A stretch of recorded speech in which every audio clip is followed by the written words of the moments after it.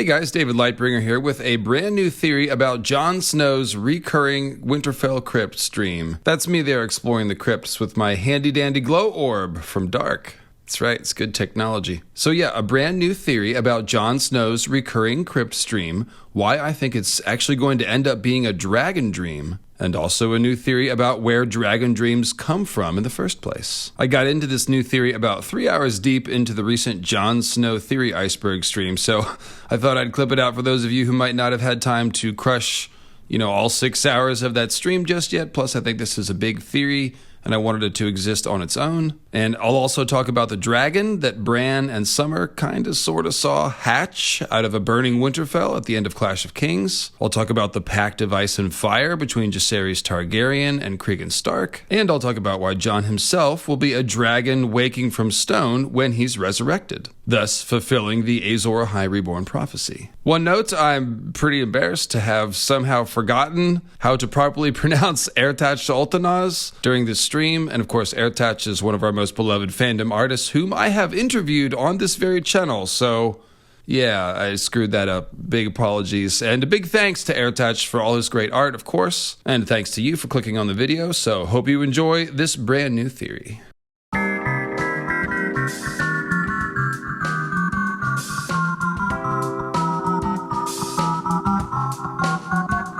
So waking dragons from stone, again, Dany already did this. She literally woke dragons from stone eggs. What about Jon? He can't wake dragons. There's not really dragons for him to wake. But Jon is a dragon. And we've seen that Targaryen dragon dreams about dragons hatching can actually be about Targaryen people instead.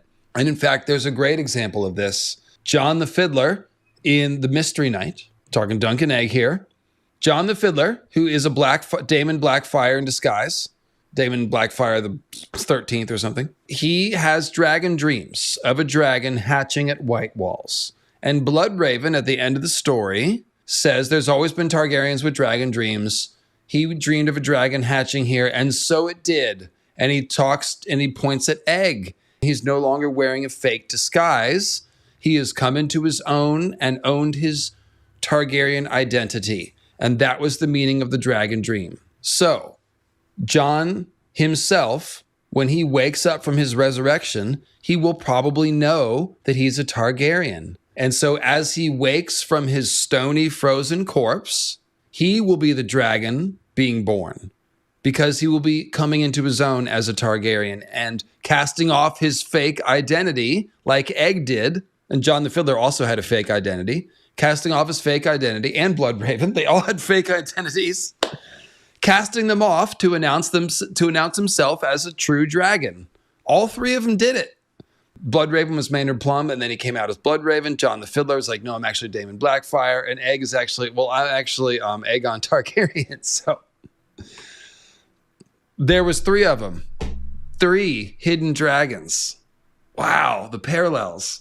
So Jon, one of the 3 heads of the dragon, will be coming into his own as he wakes from stone. So this is how he will fulfill the prophecy. Now the Whites, remember, he's dreamed of being armored in ice, and his body is probably going to be frozen. It's in the ice cells. Bran has a dream of Jon growing cold and hard at the wall. Sounds like an ice white thing. So this art is by Ertach Altanaz. I have to give Ertach mad credit, mad foresight. Ertach, I hope you're watching.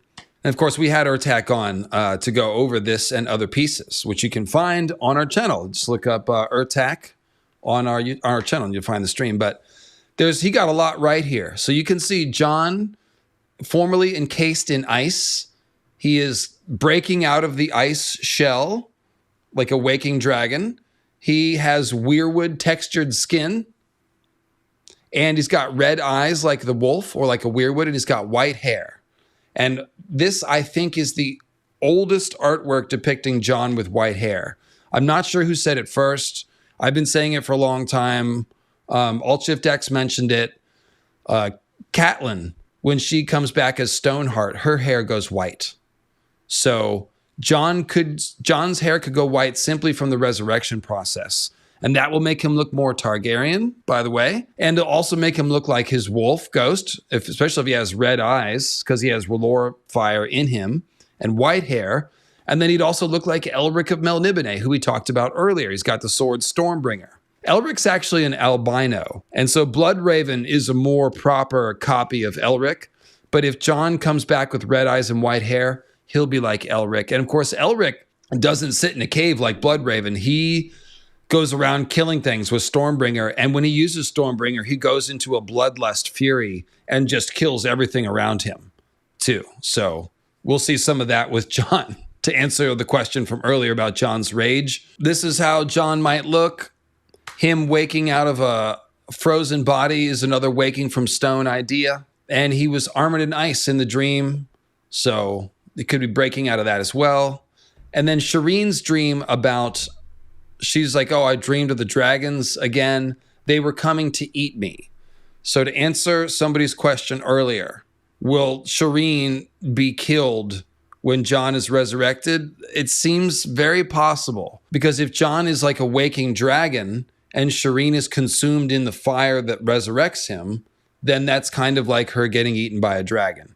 I don't think that's the only way that can be fulfilled, but it does kind of make sense. It's all kind of lining up there at the wall. So Jon will be upset about this when he learns about it, but he won't have a choice. He'll be dead. So Melisandre will be the one running that show.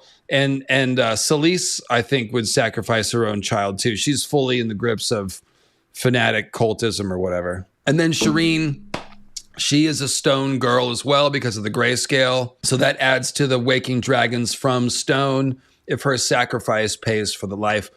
I do want to point out to you, Thoros does not kill anyone to resurrect Beric, and he does it 6 times. So that only death can pay for life thing, there might be some wiggle room there. Thoros is doing fire white resurrection. He doesn't kill anyone. So maybe Shireen will be sacrificed by Mel to raise Jon, but it doesn't have to be that way.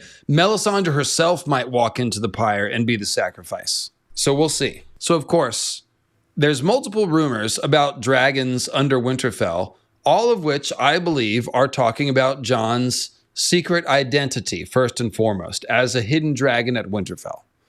So first we're told that the hot springs might be heated by a dragon who lives down there. And then the Maesters add that, like, well, that's kind of not a crazy idea. The small folk think this, and it is true that the hot springs at Winterfell, the activity there, it is similar. They're heated by the same fires of the world that heat volcanoes such as Valyria or Dragonstone. So the Maesters know that that is all geothermic activity, right? So when the small folks say maybe it's heated by a dragon, that's, they're not. But it's a cute idea. But it's a dragon association for heating Winterfell. Then we have, of course, Summer's vision. When Bran is down in the crypts and Ramsay is sacking it, he's looking through the eyes of Summer, his wolf. And Summer sees a great winged serpent whose roar was a river of flame. Now, everything in the wolf dream is described with symbolic language. The towers of Man Rock. The swords and knives are teeth and claws and things. So it is probably the case that these are just gouts of fire that looked like a serpent, but the language implies that a dragon hatched out of the first keep of Winterfell. Now, I have tried to make that theory fly. I've tried to give it wings. I think it is just symbolic language. George wants to make us think about dragons at Winterfell because of Jon. And when Bran comes out of the crypts, they open the door and there's a lot of birth symbolism. And Jon is going to probably discover his identity down in the crypts. So the idea of the dragon ideas are all tied to the crypts is my point. They heat the hot springs. They hatched out of the first keep right above the crypts. And then we have Vermax and the Pact of Ice and Fire. And I do want it to be more, but I just don't see how that makes sense. I have tried. So Vermax, like I said, when Jace goes north in this season in House of the Dragon, he's going to make some sort of pact with the Starks to come to Rhaenyra's side, and it's going to involve Jace promising a future daughter to marry Cregan's son, and that's the Pact of Ice and Fire. The rumor is that Vermax laid an egg in the crypts. I'm wondering if they just brought an egg as a down payment on the pact. But either way, it is a rumor that there is a dragon's egg down there. And so we have 3 different times, and it all comes within 2 pages in the World of Ice and Fire, to be honest. That George, if you go to the Winterfell section in the World of Ice and Fire, you open it up and it's like dragons, dragon eggs, dragons heating the springs. And you're like, wait, what is all this about dragons in my Winterfell? It's kind of striking. So, of course, Jon, some sort of proof of his identity is probably down there in the crypts. Rhaegar's harp, some Targaryen livery, a dragon's egg is one idea. There's something down there. So that's that. This is all talking about Jon's secret identity. And of course, the Pact of Ice and Fire ultimately fulfilled by Rhaegar and Lyanna. It's reading Rhaegar. It's better. So these are all clues about Jon. Okay, so who wants the new theory? Here comes the new theory. My new theory is that all dragon dreams come from dragon eggs. So the first evidence for this is Drogon and Daenerys. She has 3 dragon dreams before she births the dragons. And Drogon is in all of them. He's in the first 2, and the third one is the Wake the Dragon dream. I can't remember specifically if he's in that one. The first 2 are definitely the Black Dragon.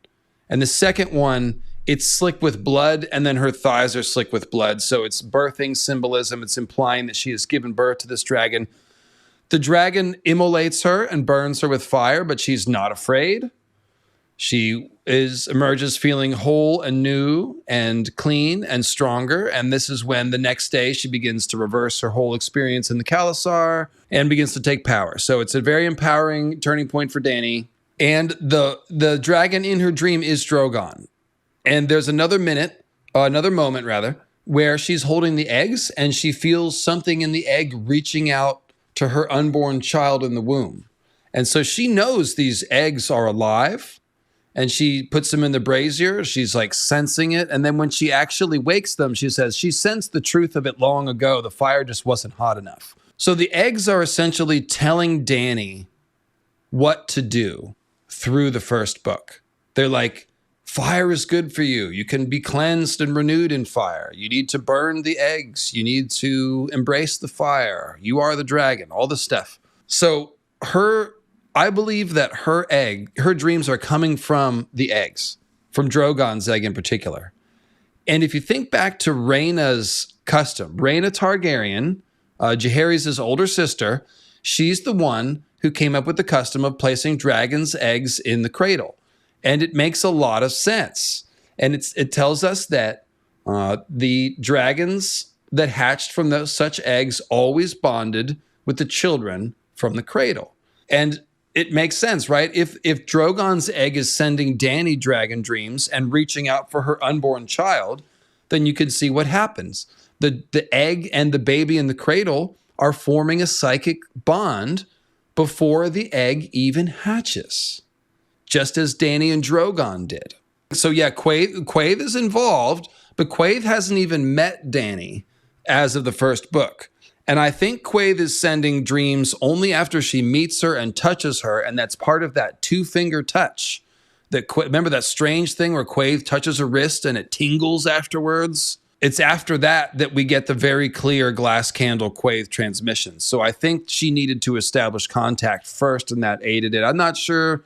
We talk about that other times, but I do feel the evidence is strong that it's not ascending from Quaithe. Like Dany sees Drogon and is communicating with Drogon's spirit from the egg. That is how I read it. And so it makes sense to put the eggs in the cradles then, because the babies are going to be having dragon dreams and forming a psychic bond before they even hatch. And so, of course, they bond when the dragons hatch, like every time it works. Remember, I just said Jon the Fiddler had dragon dreams at White Walls, right? Dragon dreams, and it turned out to be a reference to egg coming into his own as a Targaryen. Well, there was a dragon's egg at White Walls, guys. Remember? It was a big deal. It was the prize of the tourney. And Bloodraven stole it with the dwarves, the comic dwarves, sneaking up the privy shaft. It's a dirty job, but someone's got to do it. So yeah, Jon the Fiddler was getting dreams of a dragon hatching at White Walls. The dragon's egg was at White Walls. Potentially, those dreams were coming from the egg. And this is, again, Jon, a guy named Jon was getting dragon dreams. Okay? And the dream was really about a Targaryen who was living with a false identity, throwing off their false identity to say, hey, I'm a Targaryen, everyone. So the parallels are absolutely wild. So here's what I am saying. Vermax either left a dragon egg down there, or more likely, there was one brought during the Pact of Ice and Fire. And they stuck it down in the crypts for safekeeping. And it was the marriage was never fulfilled. But that dragon's egg is down there. And here's where it's really going to get convincing. Jons' dreams aren't about the kings of winter. He says it's not them I'm afraid of. And he's just marching past them. And they're like, it's not your place. But he has to keep going past them. There's something else calling him and something else that he's terrified of. What is it? It's a dragon. There's going to be a dragon at the end of his dream. When he completes the dream, he's going to see a dragon. And it's going to be an official dragon dream. And it will be coming from this egg that is tied to Vermax and the Pact of Ice and Fire, which was fulfilled by Rhaegar and Lyanna. Do you see how this works? And Jon has already had something that sounds like a dragon dream, in fact, when Melisandre is talking about Azor Ahai and dragons, or Val is mentioning what Melisandre said, actually. And it says dragons, ... For a moment, Jon could almost see them too, could almost smell their hot breath, or almost feel the flap of their wings, one or the other. And so it's almost like a waking dream where he's like smelling them and sensing them almost as if they're right there for a second. So I think that George is slow walking us up to a Jon dragon dream. And of course, he can't give it to us before RLJ is revealed.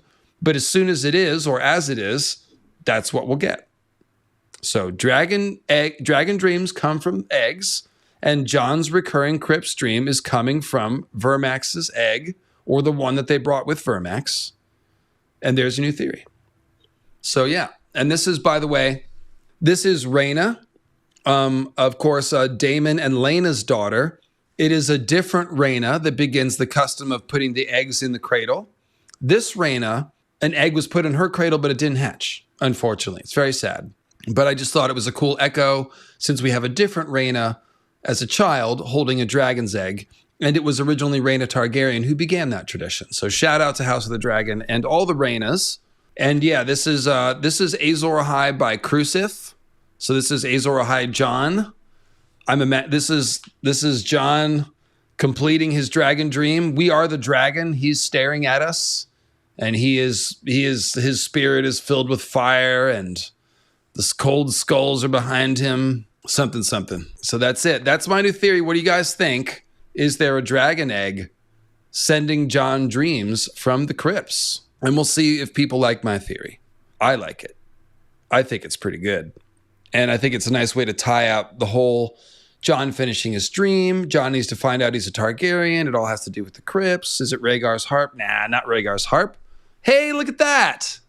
Dreams coming from dragon egg in crypts. Thank you, Making Dinner, Maynard Plum. Appreciate you. Oh, it's popular theory. Look at this. We got the home crowd here for sure. Home court advantage. Well, you don't have to agree. I mean, it's only a theory. It's not one of those ones that I'm like convinced of, but I think it's a good theory. So let me clarify. Yeah, he's not going to hatch that dragon and ride it. There's not time. He'd need to ride Rhaegal. The point is that there's a psychic connection to the egg and to Jon's dragon identity. And then the egg itself, this might be the egg that's left over. Like after all the dragons are dead at the end of the story and the others are dead, most of the magic is gone, but we still have an egg or something. Or maybe they'll use the egg for a magic ritual, which I do believe is possible. Dragon bomb theory, stuff like that. But yeah, he's not going to hatch that and ride it. There wouldn't be time. Maybe it hatches as a promise of the future or something. I don't know. I just had this theory, so I haven't gone any further with it. Do you need to touch the egg or be near it to receive that connection? Well, Jon's been living above it his whole life. So think about it. If there's a dragon egg in the crypts and there's never been a Targaryen living at Winterfell, and then Jon Snow comes to live there, it kind of makes sense that maybe the egg would start reaching out. If there's feeling the Targaryen near it rather. Cool. So we've got about 75-25 here. That's cool. It's pretty strong. Appreciate y'all. Yeah, and the fear makes sense too, right? Yeah, exactly. You would be kind of afraid of that. Danny was at first.